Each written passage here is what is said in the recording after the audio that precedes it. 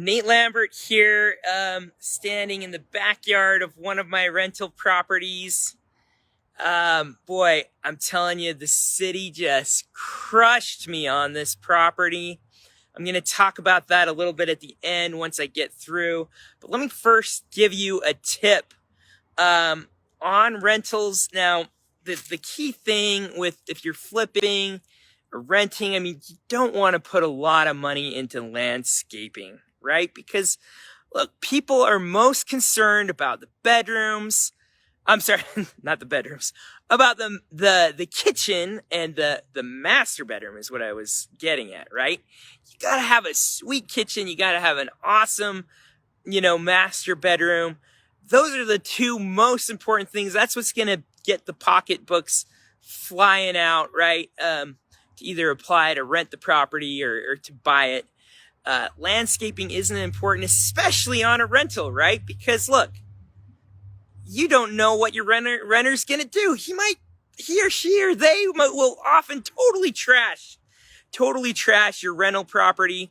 And so, look at this backyard. Literally it's just dirt. I got a nice little thing over there for storage, but I did not put a lot into this backyard because of that situation. Now wait till you see the front yard. Okay, I'm gonna give you a quick tour. Some of you have already seen this house. It's finally at the stage to we're advertising it for rent. Me and a credit partner that lives in Colorado. Look, this house was the one. If you've seen me talk about it, everything went wrong, and to add insult to injury, the city just crushed me. But the fence fell down. We had to fix that. We had to put this little cement pad to give them something, right? We had to paint this thing because it was in terrible condition. The easements on this were wild, and I'm not gonna spend a ton of time giving you a full house tour because I've done this house before. But in short, I love this because it was cheap. It has a ton of bedrooms. So you can get, especially here in Utah, you can get a lot more rent if there's a lot of bedrooms. We had to literally double the size of this bathroom, and it looks awesome. It's like a brand new house. We had to fix this up because it was so small you could barely fit in it. And when you've got 6 bedrooms, you got to have 2 working bedrooms. So we fixed this up. This isn't technically a bedroom. We're still kind of counting it as a bedroom. There's no window. Technically you need one, but. So I don't know, my rental company might be counting this as a 5-bedroom, but most people are going to use that room as a bedroom, right? So we got the master here. Looks awesome. Similar to the other one, everything's matching. So the 2 bedrooms here, probably going to have big families. I imagine maybe even 2 families moving in this city, of West Valley. They often will do that. Then you got your space for a washer and dryer. This place is popping, looking hot. Brand new kitchen. So it's all ready to rent. We're just crushing it. And then, here's another bedroom and an outdoor. So now what you've been waiting for, I know you're wondering, well, what happened to Nate with the city on this? As I mentioned, I usually don't spend too much time on landscaping. On this house, look, this front yard, which you'll see looks a lot nicer than the backyard, right? So I wasn't gonna put a ton of money into it, but the city sent a little note. Somehow it didn't get to me. It just was on the front door from West Valley. Be careful in West Valley.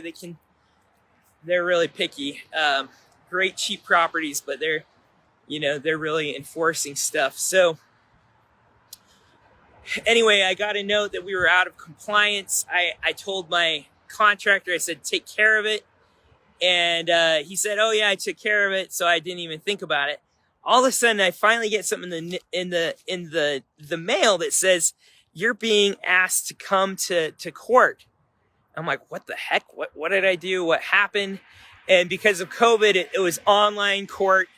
And I get on and crazy thing. The city said, oh yeah, we served you up like 3 months ago. I thought it was done and taken care of. And they said, look, the charge for being out of compliance for these 3 months is $79,000. $79,000. I mean, this house had meth. I mean, the floor was trashed. Like, everything went wrong. Thankfully, this house still has like $30,000 in equity in it if I were to flip it. So I got it for a really great deal. It would have been an even bigger slam dunk. But I'm like, $79,000. I about died. And then the city, essentially the judge at the end said, all right, well, we're going to go ahead and reduce that fee.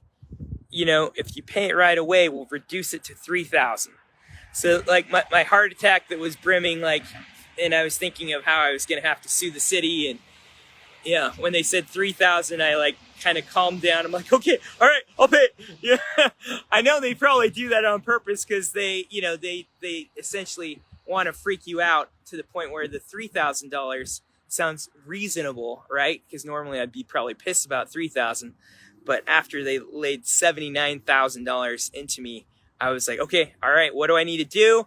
So here's the crazy thing. Like, this used to be just this dirt field, with right here. And I mean, they had all these rules. And so I had to like put this crushed concrete stuff. This is super cheap stuff. We had to dig it out with an evacuate. I mean, it ended up costing. I got a good deal on it, but and then they had to have a certain amount that was green space.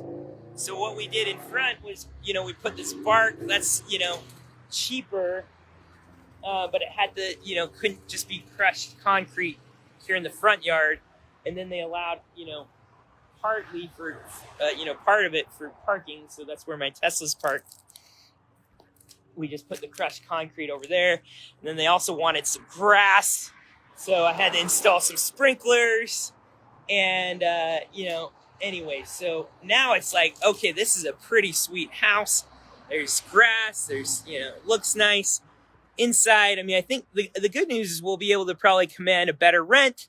If the tenants want to put in a yard in the back, I'll be like, hey, go for it. Maybe we'll chip in a little bit.